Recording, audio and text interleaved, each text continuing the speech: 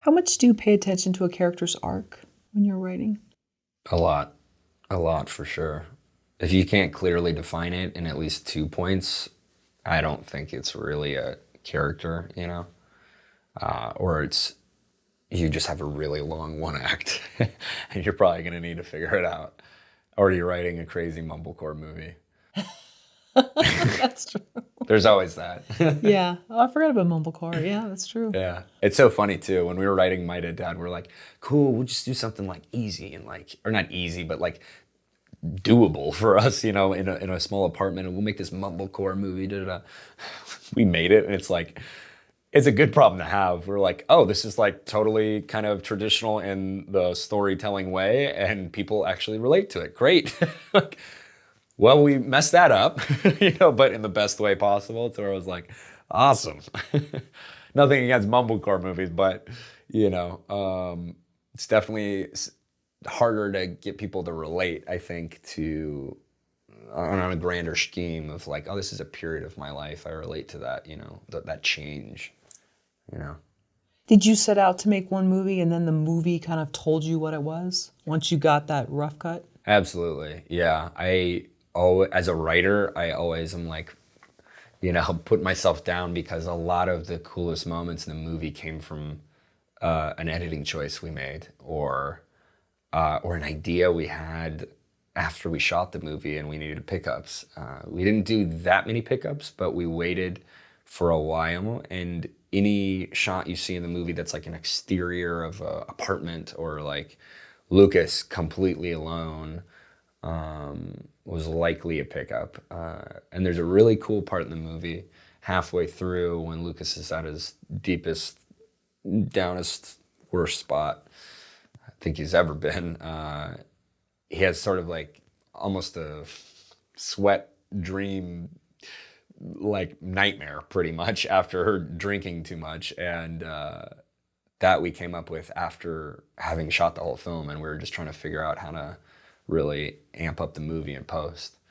And it was a collaborative thing too. It was our DP was like, or second unit TP. He was like, he's this Russian guy. He was like, what if we go shoot in the desert or whatever, just like, do some cool thing like in that part. And we're like, I mean, that sounds cool. And Fabio was like, yeah, I mean, maybe we can get the dad out there. He comes in flashbacks and stuff in the movie. And then I was like, all right, what if we bring the VHS camera out there and shoot part of that on VHS and cut back and forth. And that was one of those teamwork moments where it was like, nice. And then people watch the movie and they're like, dude, that part, like, and we're like, yeah, we planned for that, like from the get-go. Totally didn't, it was all editing and post. Is there a character's arc that you love in any other movies where you said, you know what, I want to implement that for Lucas? Yeah, I think it's funny because this is not even that old of a movie. And I don't know, I'm not like a huge cinema buff, like I'm catching up on old movies all the time. Like Goodfellas, like I watched that like a couple years ago and I was like, this is one of my top 10. Like, how haven't I seen this? But a modern movie that I was really inspired by is Lady Bird. That came out like a few years ago. With Saoirse Ronan, I think a 24 joint. Yeah, I really like Lady Bird's character. Like, I thought it was really cool. Like, that was a movie I watched. It's about a teenage girl growing up, and I was like, that's me. Like, it's totally not me, but like, that's amazing that I related to it so much. And I saw myself in it, and I saw my sister in it, and we had already started mumbling about kind of My Dead Dad at the time. I think it was like super early on, but partway through the process, we were like, what if like Lady Bird was like kind of like a guy, but also skateboarded, but also like, we took like 20 other references and then like threw them all away and then used my own life and then, but it was definitely part of the creative process, admiring. I think a lot of people resonated with Lady Bird. I remember we were at a theater and there was a guy probably in his 60s, early 60s, telling other theater goers to go see it. That's amazing. So, yeah, there you go. He worked for A24. Right, right, exactly, yeah. Yeah. But he was recommending it to other people there, Oh, and it that's was awesome. really cute to see him like excited about this Yeah. movie. And so Yeah. I saw Lady Bird in New York, and I saw it at like I think it was like Upper West Side, Upper East Side. Or no, like Harlem. That's way up there. And I was in the theater, and there was like two other people in the theater, and I was just by myself hanging out. I was writing at the time in New York, and it was just such a great moment. I was watching this, and I was like, man, these movies are like coming back. Like this indie movie that's just like great, where you can relate to it, and it's not like super flashy or anything. I was like, this is amazing. And then a rat just like ran across the bottom of the screen, and I was like, I turned around, there's like no one in the theater. I'm like, all right, well, there's someone out there who's gonna love it, and it was me. And I'm glad to hear other people like Lady Bird as well. Get that rat out of there, whatever cinema it was. it was Ratatouille. Yeah, it was Ratatouille.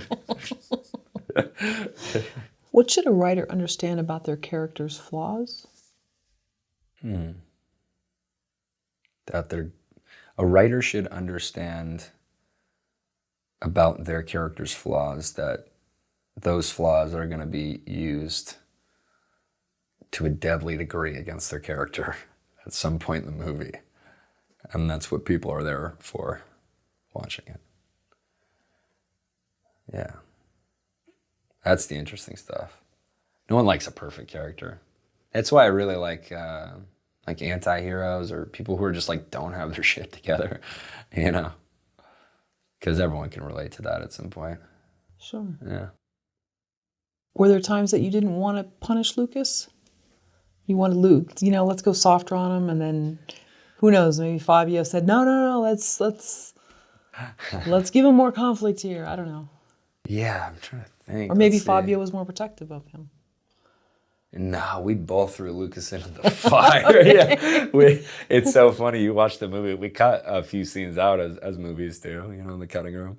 And there's a scene where a guy's like throwing a bottle at him. There's a scene where he gets like, it's still kind of in the movie. He gets like beat up, like his ex-girlfriend's like now working at a strip club and might be doing some shady stuff on the side. Like, we actually lightened him up a bit.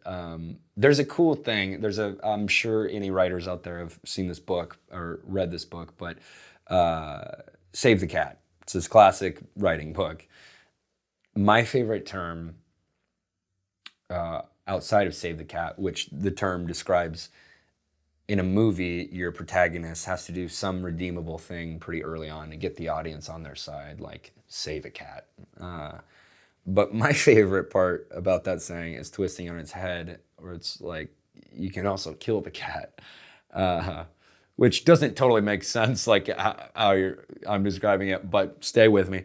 Killing the cat, to me, is the character's the cat, and you're just beating him down, you know what I mean? Like, there's other points in movies like that where the character is just so going through it in their life where you're like, man, I just want to see this guy win. Like, I hope he wins at some point. Rather than, wow, what a good guy. Like, I want to see him win. Sure. Any examples that you can relate to? Yeah, so, at least in My Dead Dad, it's kind of funny. We, like, created all these kill the cat moments and then realized, like, this guy who's struggling, his dad's dead and he didn't really know him. That was, like, kind of a built-in one where it happens pretty early on in the movie.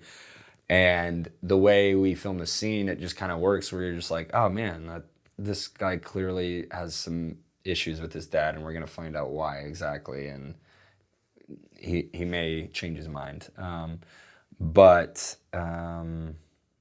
Yeah, there's a lot of little things though. It's funny that's why I like editing so much. It's like the script to me is almost like writing the backstory to a character. Our script was like so much longer than the shooting version, and like even the older drafts, like we had like 40, 50 pages, and some of them were good ideas, and just other times we were just like, well, I know we're not going to shoot that, but a lot of it was just backstory work, really. And in even some of the scenes we ended up cutting in the movie for time, we still used fragments of them in kind of a trippy way sometimes, where you felt those things happen rather than saw them in Lucas's life, almost, where you're like, damn, like he went through some stuff. I'm not sure exactly what happened, but okay. And now we're talking about his dad. Oh, okay. Let's figure out what that's about, you know?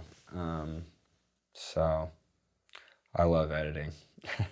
I love it and I hate it. I hate doing it, but I love it. But I also love doing it. Thank you for watching the video all the way to the end. Here is a complimentary question from our book story questions.